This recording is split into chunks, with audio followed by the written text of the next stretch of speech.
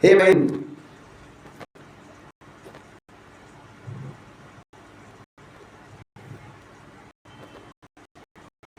हे बहन, अब रखवाली के लिए जाने पर अब चाबी वगैरह दे दहलिन महारानी सुने थे और देखला अपने पति के जाके प्रणाम के लिए लगन कहे कि जीवन धन जीवन हृदय जीवन जीवन नाथ है जीवन डोरी बधी इस जीवन के साथ है होनी है जी प्रभु। अरे इसे अभिनय के बाद अदासी को अब प्रेम से अरे दीजिए आशीर्वाद कालिन कि अब जौन बा हमें आशीर्वाद दिहल कि हम जाके खेत पर कौआ हकने का काम करे। अब आ तरह से निकलना महारानी सुनीति जी अपने पति के चरण स्पर्श कैलिन और खेत पर जाके झोपड़ी बना के रहे लगले। समय व्यतीत हो जातमा मैत्रेय जी काले के हे विदुर जी एक दिन महाराज उत्तानपाद जी सिंधु देश के घोड़ा पर सवार भइले और जंगल में शिकार खेले गए हैं। जौने समय महाराज शिकार खेले गए हैं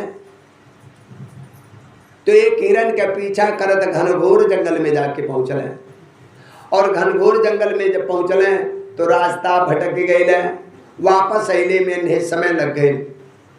जब वापस अले में निकलना इन्हें समय लगल तो आज समय आवत आवत रात हो गई और जब रात में आके पहुंचले तो महल का मेन दरवाजा बंद रहल। द्वारपाल के बहुत पुकार ले लेकिन जौन बात द्वारपाल दरवाजा ना खुलने महाराज उत्तानपाद जी निराश हो कि अब खेत पर जाते रहे बड़की महारानी के बाद होकर निराश उन महलों से रानी सुनीत घर जा पहुंचा। अब महलों वाले रानी वाला टूटे छाने में जा पहुंचा। महाराज उत्तानपाद जी जाके जब पहुंचले महारानी देख ले तत्काल सुनीति उठी खुश हो घास का बिछौना डाल दिया फिर आसुपात से चरण धोकर पति का चरणामृत लिया। घास फूस के बिछौना बिछा दहलिन अपने पति के बैठा दहलिन और देखला अपने आंसू से अपने पति के चरण धोलिन। और राजा के अले के कारण जब पूछलिन महाराज उत्तानपाद जी के अले के कारण पूछलिन तो महाराज उत्तानपाद जी थोड़े में सब बता दहले कि हम शिकार के लिए गए और रात रह गए वापस अले में महल के मेन दरवाजा बंद रहल। दरवाजा द्वारपाल के बहुत पुकर ले लाए खुलल तो हमें निराश हो के यहाँ आवे के परल तो या तेरा ते सुहाग के यही राग संपन्न इसे गर्भ से ध्रुव सर से भक्त हुए उत्पन्न। अब निकलना भगवान के कृपा बनल रात विश्राम कैले दूसरे दिन चल गए यार महारानी सुनीति जी गर्भावस्था में हो गए। जब महारानी सुनीति जी गर्भावस्था में भैलिन महाराज और देखला महल में जौन सुरुचि जी बाटो न हो गर्भावस्था में पहला दूसरा तीसरा चौथा पांचवा छठवा सातवां महीना बीतल आठवां महीना बीतल नौवां महीना जब लगल देखला 10वां महीना में महारानी सुनीति के गर्भ से ध्रुव जी पैदा भैले और देखला महल में महारानी सुरुचि के गर्भ से उत्तम नाम के पुत्र पैदा भैले। तो दोनों घर में बालक जन्मे अरे दोनों के अच्छे सायत है अंतर है बस दोनों में अपने अपने किस्मत है। देखला राजा के पुत्र दोनों लेकिन देखला दोनों लड़कन के भाग अलग बा। राजा के दोनों पत्नी के भाग अलग बा। जब से एक जनी गर्भाधारण कैले रहले छोटकी महारानी सुरुचि जी तब से बेड रेस्ट पर रहले पलंग पर रहे लेकिन जौन बड़की महारानी रहली जब से ध्रुव जी गर्भ में रहने तब से निकला शेर भर ज्वार में उनके पूरा नहीं पड़ा खेत खेत से बाली बिटोर के अपन जीवन यापन कैलिन बाली बीन के। और जौन महल में रहलिन महारानी सुरुचि जी इनके लिए दासी लोग निकला इनके लिए दासी लोग खटरस व्यंजन बना के लावे अब इन्हें कहीं महारानी सुनीति जी के सुबह से लेके संध्या तक कहीं सूखा रूखा बदा होत रहा। ध्रुव जी पैदा भइले, ध्रुव जी के माता उन्हें घास फूस बिछा के पत्ता बिछा के लेटावते थे और उत्तम दिखल्ला जौन महल में बाटे मखमली बिस्तर पर सुतावल जात टे। अब दिखल्ला मैत्रेय जी कहले कि हे विदुर जी, राजा उत्तानपाद का दोनों पुत्र लेकर देखला, दोनों पुत्र का भाग अलग अलग रहल। समय व्यतीत होत गए, जब देखला ध्रुव जी बड़ा भइले। ध्रुव जी जब बड़ा भइले तो एक दिन खेलत जाके पहुंच गए महल में। महल में पहुंचले उत्तम और ध्रुव जी साथ में खेलने लगले। वही समय देखला एक दास रुचि पुत्र संग मारोपम लालना उत्तम नर अक्षतम ध्रुव राजा भयनंदताम तथा चे कृष्माणम ताम सापत्ना स्वातम ध्रुवम असुरुचि श्रुतो राज्ञाम आशेषाच महातिगर्विताम नावत्सा निपते देशम अभाव नारोढमाते नागृहतो में एत्वम कुशवात्मजाम। वह समय निकला ध्रुव जी जब जाके उत्तम के साथ खेलत न, महाराज उत्तानपाद जी जब देखले अपने दोनों पुत्र के साथ में खेलत तो लगले दोनों लोगन के बुलावे। ध्रुव जी के और उत्तम के दोनों जन के बुलौले और दोनों लोग जाके निकला। जब गोद में चढ़े के प्रयत्न कैले तो आ समय घमंड से भरल सुरुचि जी देखल इनका कि ध्रुव जी गोद में चढ़ गए बाटे, उत्तम गोद में ना चढ़ पौले। अब इन गई जौन बा ध्रुव जी के हथवा पकड़ के, ध्रुव जी का हथवा पकड़ के महाराज उत्तानपाद जी के गोदिया में से निकला हथवा पकड़ के जमीन पर पटक दिलेन और लगलिन कहे कि हो लौड़ी के ललुए का, अरे लक्ष्मी जैसा दिल है ओ मजदूरनी के अंक पूछल ले, तो इस गोदी के कहाँ काबिल है। अरे दोस्त तो जौन बा राजकुमार उत्तम के बराबरी करेला है हा?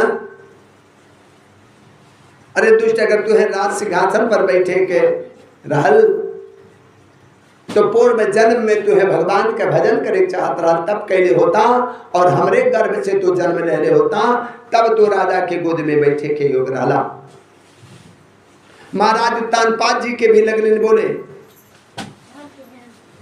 कालिन के हे महाराज अक्ल है तुम्हारी, कहाँ भूख सिर पर यह गधा चढ़ाया है। लगलिन कहे कि चल दूर खड़ा हो, अरे नीचे अब किसके मुकाबले आया है। अरे अक्ल है कहाँ तुम्हारे भूप, ऐसे गधे को सिर पे बिठाया है। अरे महाराज जी का कही जाता है, कौआ हकनी के लड़का के गोद में दे गई बा। लगलिन ध्रुव जी के कहे कि रे हत भागे पूर्व में कहे थोड़ा सा भजन किया होता तो उत्तम के बदले तू ही मेरे गर्भ से जन्म लिया होता। लगलिन कहे कि अगर तू है राजा के गोद में बैठे के रहल तो पूर्व जन्म में तपस्या कह के हमरे गर्भ से उत्पन्न भइल होता तो तू राजा के गोद में बैठे के योग रहला। अब निकला मैत्रवाच मात्सपत्ना चतुरोक्ति विरुद्धम श्वासानुता दंडादताये हेत्वा अमिसंत पितरम सनवाचम। मैत्रेय जी कहले कि हे विदुर जी, जौने प्रकार डंडा का चोट खा के सांप फुफकार मारे लगाना, वही प्रकार अपने सौतेली माता के कठोर वचन से घायल हो के ध्रुव जी दिखला क्रोध के मारे लंबा लंबा सांस लेने लगले।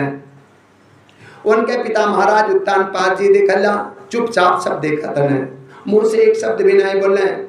तब पिता के छोड़ के ध्रुव जी रोवत अपने माता के पास अले, उनके दोनों होठ फड़कत रहल। आके लगले पुकारे माता माता माता। रोवत अटेवा समय निकला। महारानी सुनीति जी झोपड़ी में से निकल लिन, ध्रुव के अपने गोद में ले लेन। कहलिन बेटा तू काहे रोवत अटे बतावा। लगलिन कहे कि वो दुखियारी के दुखी लाल, अरे किस बेदर्दी ने पटका है। और मुझने पोतनी के सपूत, अरे किसके आंखों में खटका है। ओ मुझने पोतनी के सपूत, किसके आंखों में खटका है। बेटा तू एक मरनी से बतावा काहे तू रोवतटा।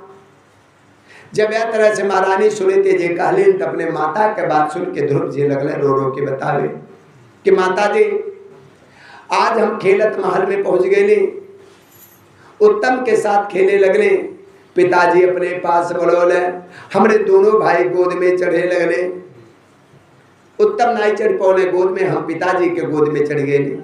तो छोटकी माता देखा हमरे संगरे का कैलिन, अरे रानी ने मुझको दे पटका, झटका दे दिया कलाई में, दो चार शब्द बेकार डाले, अरे मेरे या तेरे बुराई में। हे माता जी देख अल्लाह, छोटकी माता हाथ पकड़ के हमार जमीन पर पड़लिन, हम में जौन कालीन काबा कलिन तो हो के बहुत कुछ उल्टा सीधा बोलने बाटे। वस में महारानी सुनीति जी लगलिन कहे कि हे बेटा तुहार छोटकी माता जौन कालीन बिल्कुल सही कालीन। अरे बेटा बेटा बिल्कुल सच है, अरे हम दोनों बड़े अभागी हैं जो नर तन पाकर अब तक अरे प्रभु के न बने अनुरागी हैं। बिल्कुल सत्य बेटा, तुहार छोटकी माता जौन कालीन बिल्कुल सत्य कालीन। मैं मजदूरी से गई हुई तू भिखमंगे से बदतर है, वह राजा है वह राजकुमार, तुम उनके कहाँ बराबर है। बेटा उत्तम राजकुमार हो, तू कौआ हकनी का लड़का हो, और उत्तम जन्मा महारानी सुरुचि जी का लड़का हो, तो उनके बराबरी तू करे गईला, राजा के गोद में बैठे के प्रयत्न गईला। कालीन बेटा तू विलाप न करा, वो पिता के गोद कोने काम के कि आज बा कल छोड़ जाओ, नाता कोनो काम के कि आज बा कल टूट जा। हे बेटा वो राज कोने काम के कि आज बा अब कल कोनो जन्मा शत्रु लड़ाई कह के छीन ले। अरे बेटा वह पिता के गोद में तो बैठे के प्रयत्न करा जे हमरो पिता हो, तोहरो पिता हो, संसार के समझ जीव जंत के पिता हो, वह राज के प्राप्त करे के प्रयत्न करा। बेटा जौन राज तोहर कोनो शत्रु छीन न पावे। वह समय दिखला ध्रुव जी कहने की माता जी बतावल्ला तो पिता मिली है कहाँ जो संसार के समझ जीव जंत के पिता हो। लगन कहे कि पर्वत पहाड़ में जंगल बिलान में घन घोर जंगल हो, नदी का संगम हो, वही स्थान पर जा और जाके स्नान ध्यान के जो भगवान के ध्यान करा, पूजा करा, तो बस ही परम पिता वही मिले हैं। यात्रा से जब निकल जा महारानी सुनीति जी जब समझौलिन तो ध्रुव जी निकल जंगल जाए के लिए तैयार हो गए। जोने समय ध्रुव जी जाए के तैयार भेले, अपनी माता के चरण स्पर्श कहने सुनीति जी के, मैत्रेय जी कहने के हे विदुर जी, वही समय महारानी सुनीति के अब निकल पुत्र के प्रति प्रेम उत्पन्न हो गए। अच्छा मार्ग बता के भ्रमित करे लगलिन कहे कि बेटा जंगल वंगल में न जाओ, वहाँ कुछ नहीं मिले, हम तो हमसे झूठ कह लिया। अरे बोली बेटा रोटी खा ले, मैं दही मांग कर लाते हो, तेरे पीछे अब तक बेटा अरे भूखो दम मरते जाते हो। हे बेटा देखा मोट मोट ज्वार का रोटी बनौले बाटे, हम जाते रहे गांव में से दही मांग के ले आए और तू दही रोटी खा ले, तो अरे पीछे बहन तक हम वो खाए बाटे। ध्रुव जी लगले कहे कि माता जी अब हमें भ्रमित न कहला, हलवा में भूसी न मिलावल जाए। अरे भोजन पान तभी होगा जब परम पिता करवाएगा। काले भोजन पान तब्बे हुई जब परम पिता हमें करवाई है तब्बे करब। ध्रुव जी अपने माता के चरण स्पर्श कहने जब चली के तैयार भेले तो माता सुनीति जी लगलिन कहे कि बेटा तुहे पता नहीं हम कितना दुखी बाटे। लगलिन रो रो के कहे कि घर छोड़ा राज विभव छोड़ा, अरे छोड़ा कुलपति का चारा था, इस दुनिया में हम तेरे थे और तू ही एक हमारा था। कालिन की बेटा राज धन सेना शासन यहाँ तक पति के भी छोड़ दे ले रानी। या दुनिया में केवल तू हमरे लिए रहला, हम तुम्हारे लिए रहली बेटा। लेकिन जा सो भी इस तरह छोड़ती हूँ, जाऊ अपना रुलाऊंगी, बाड़े बछड़े गाय की तरह तड़प तड़प मर जाऊंगे। कारण कि बेटा जा, हम जैसे गाय का बछड़ा गाय से जब अलग हो जाला तो गाय बाय बाय चिल्ला के संतोष के ले ले, वही तरह से हम जौन बा रो के अपन जीवन व्यतीत कैले। लेकिन तू है हम जौन बा रो कब बनाए। अरे ध्रुव बोले सौगंध तुझे स्वर्ग से ना नरक दिखा माता, आशीर्वाद दे हर्ष सहित बस कर दे मुझे विदा माता। हे माता जी आपके सौगंध बा, आप तो कहने हो जा हम से परम पिता से मिलकर वापस आए, आप हमें केवल आप आशीर्वाद दे अल्लाह। वही समय सच्ची त्यागी सुनीति महारानी अपने पुत्र ध्रुव के त्याग कह दे। ध्रुव जी चरण स्पर्श कहने और देखल हम जंगल की यात्रा कहने। जोने समय ध्रुव जी जंगल के यात्रा करते जोने समय चल रहे वही समय देखल वही समय मार्ग में जाते रहे। तब तक सामने से देखला नारद जी बीड़ा बजावत हरि गुणगान करत आवत रहे। और तेज छत्याणा मान असंभाज में खातम अबालो सदा धत्ते असातो स्वचम। वह समय देखला दूर से देखले नारद जी सोचते थे क्या हो इस छत्री के कैसन अद्भुत दिखाई देता। थोड़ा भी है बालक के मान भंग नहीं भेल बा, थोड़ा से भी मांग जौन मान भंगे के साल नहीं जाता। देखा तो सही इन नन्हा सा बच्चा के हृदय में अपने सौतेली माता के कटु वचन घर कैल गेल बा। तत्पश्चात दिखला नारद जी गए ध्रुव जी के पास। नारद नादुनाप्याम मानम ते सम्मानम बाप पुत्र का अलक्षम कुमारा सदस्य के डान दिशो अभिकल्प विद्यमान अपियते सहेतवा पोषो मामृते भिन्नम या लोक निज कर्म भे। नारद जी तत्पश्चात जाके पास में पहुंच रहे कहने के हे बेटा तो बहन बच्चा बाटा तो आर खेले कूदे के मस्त रहे के उम्र बा। हम ही नहीं समझत टे कि यह उम्र में कौनो बात से तुहार सम्मान या अपमान हो सकाला। हे बेटा यदि तुझे मान अपमान के विचार हो तो बेटा असल में मनुष्य के संतोष के कारण के सिवा और कुछ नहीं हो सकाला। संसार में मनुष्य अपने कर्मानुसार ही मान अपमान दुख और सुख आदि के प्राप्त होला। लगले कहे कि परित्य संतान मात्र पुरका देवा दीक्षे अस्वर्गति बुदा काल हिता। भगवान के गति बड़ा विचित्र बा। यही के नाते ओकरे ऊपर विचार के बुद्धिमान पुरुष के चाहे कि दैव सुख के जैसन भी परिस्थिति के सामना करे पड़े वही में संतुष्ट रहे के चाहे। अब तुम माता के उपदेश जौनबा माता के उपदेश से तो योग साधन द्वारा जौने भगवान के कृपा प्राप्त कर चाहता हमरे विचार से साधारण पुरुष के लिए उन्हें प्रसन्न करब बहुत कठिन बा।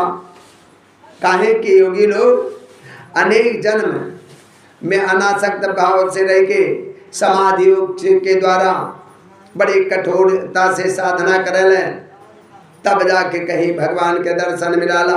कहनाते हे बेटा तू वापस चल जा। और दूसरी बात आगे जावा तो मधुबन बा जंगल, वहाँ तमाम जौन बा जंगली जीव रहल और वहाँ जावा तो कहीं तुहे कोनो जानवर ने मार डाले। लगले कहे नारद बोले नादान न बने जो आगे कदम बढ़ाएगा तो कोई भालू वृक्ष शेर अरे भेड़िया उठा ले जाएगा। कहने कि बेटा अगर आगे जाबा जंगल बा जंगल में भालू वृक्ष शेर भेड़िया आदि रहले तुम्हें खा जाए हैं। ध्रुव जी कहने कि हे प्रभु ऐसे अच्छी बात और का हो सकाला, जौनी शरीर अपने पिता के गोद के योग नाई माँ, अगर केहू के आहार बन जा, केहू के पेट भर दे, तो ऐसे बड़ी बात का हो सकाला। अब निकल जा। अंत में ध्रुव जी के ध्रुवता का जब विश्वास पड़ गए नारद जी के, तो नारद जी ज्ञान उपदेश के नारद उवाच जनवेत्ताम पंथा सवाम अश्रेषम सते भगवान वासुदेव तम अभज तत्प्रात्मना। नारद जी कहने की बेटा तुहार माता सुने थी, तुहे जौन कुछ बतौले बाटे वो तोहरे लिए परम कल्याण के मार्ग हो। भगवान वासुदेव ही उपाय हो, यही नाते तो चित्त लगा के उनके भजन करा। जो ने पुरुष के अपने लिए धर्म अर्थ काम और मोक्ष रूप पुरुषार्थ का विलास होला, वो करे लिए उनके प्राप्ति का उपाय एकमात्र है श्री हरि के चरण का सेवन हो। नारद जी कहने के हे बेटा तुहार कल्याण हो।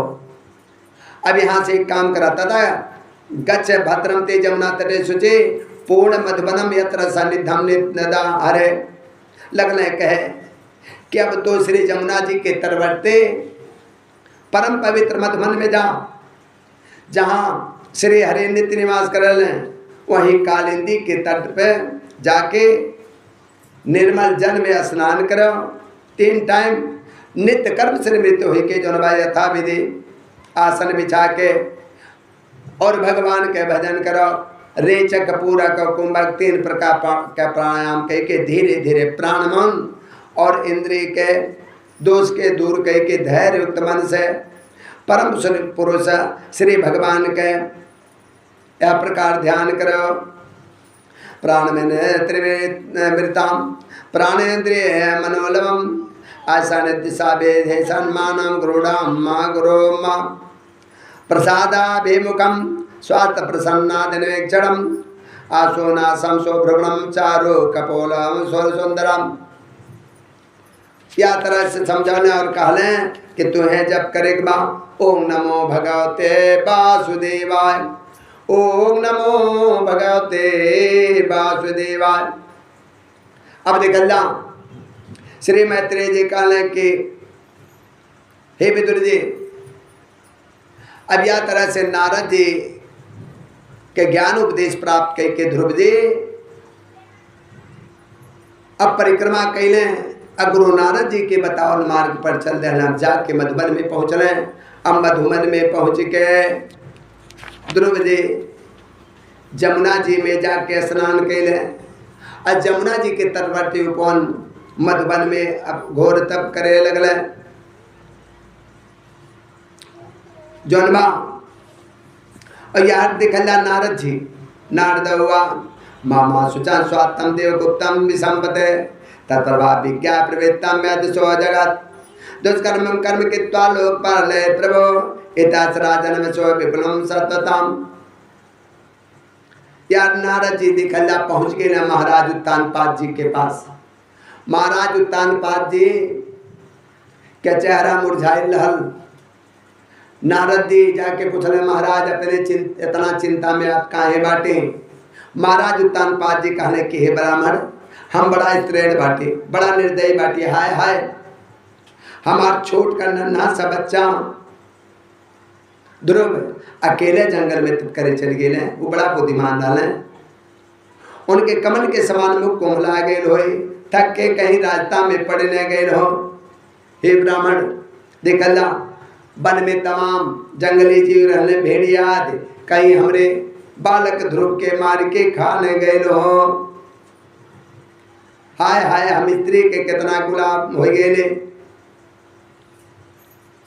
हमारू बालक प्रेम बस हमरे गोद में चढ़ चले, लेकिन किंतु हम जौनबा उनके तनिक भी आदर नहीं कैले। नारदवाच माम सुचतम देवा गुप्तम विसंपते तत्वभाम विज्ञायम प्रकृत यत सो जगत। नारद जी कहले के राजन, आप अपने बालक के चिंता नहीं कैल जा, ओकर रक्षक भगवान बाटे। आपके अपने पुत्र ध्रुव के प्रभाव के पता नहीं बा। अरे वन के यह सारा संसार में पहले वो बालक जौन बा समर्थ बाटे, जौन काम बड़े बड़े लोकपाल ना कही सकें वो के पूरा कह के वापस शीघ्र ही आपके पास, आप चिंता नहीं कह जा। मैत्रवाति देव ऋषि प्रवक्ता विश्वम जगत पते राजलक्ष्मी दिताम पुत्रान में चिंतताम। अब यहाँ देखा देव ऋषि नारद के बात सुन के महाराज उत्तानपाद जी राजपाट के ओर से उदासीन हो के निरंतर पुत्र के चिंतन में रहे लगे। यहाँ देखा ध्रुव जी मधुबन में पहुँच के जमुना जी में स्नान के लिए और एक रात पवित्रता पूर्वक उपवास के श्री नारद जी के उपदेशानुसार देखला एकाग्रचित परम पुरुष श्री नारायण की उपासना आरंभ कर दिल। और देखला करे बाद ध्रुव जी तीन रात के अंतर से शरीर के निर्वाह के लिए केवल कैथ और बेर के फल खा के श्री हरि के उपासना करे लगल।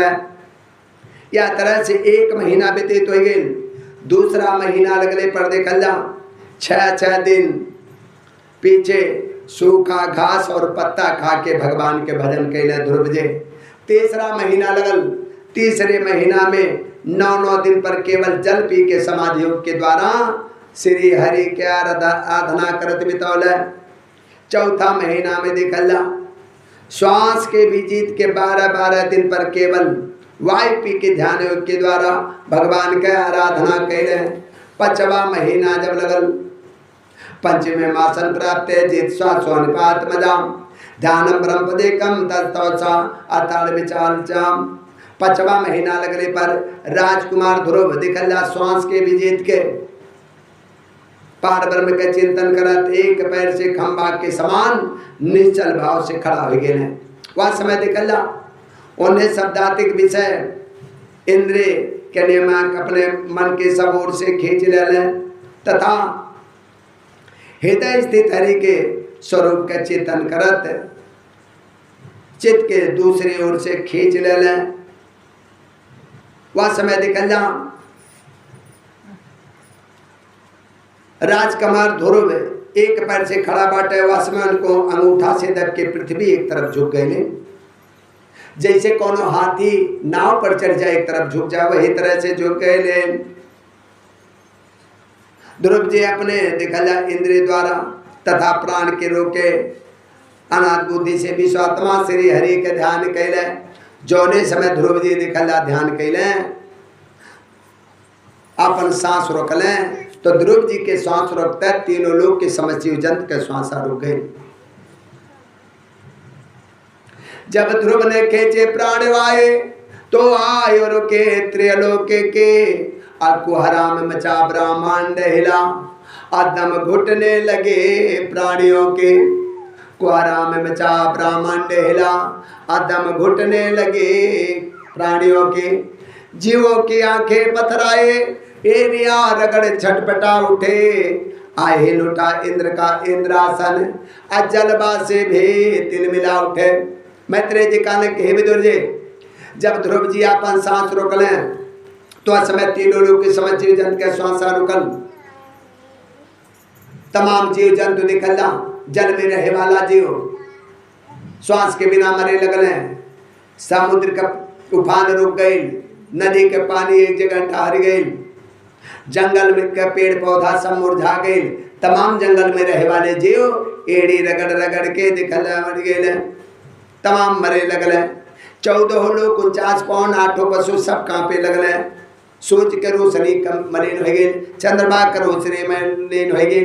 तीनों लोक में खलबली मच गई। और देखल ध्रुव के तपस्या के ज्वाला से इंद्रादि देवता भिनाए बचले। विष्णु धाम में देवगण करने लगे पुकार त्राहि माम प्रणाम प्रभु कृपा करो करता।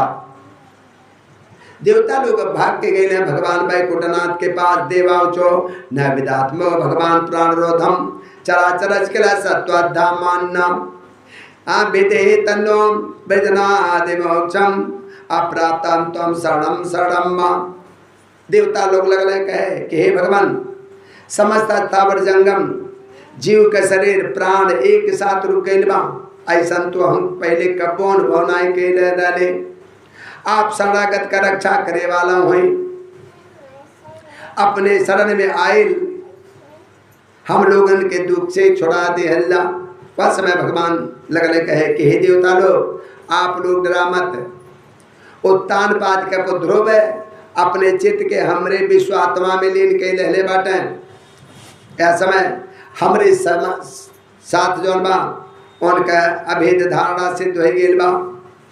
लगले बतावे कि सारे उपमाओं से बढ़कर अरे उपमा है मेरे भक्तों के, और सारे महिमाओं से बढ़कर अरे महिमा है मेरे भक्तों के।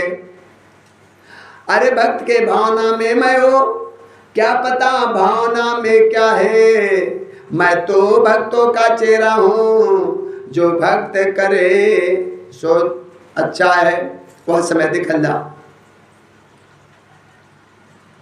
या तरह से कहले भगवान देवता लोगन के सत्वाना दहले कि आप लोग अपने अपने स्थान जाए जा।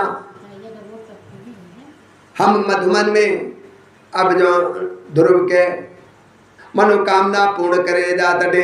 बोले वृंदावन बिहारी लाल की।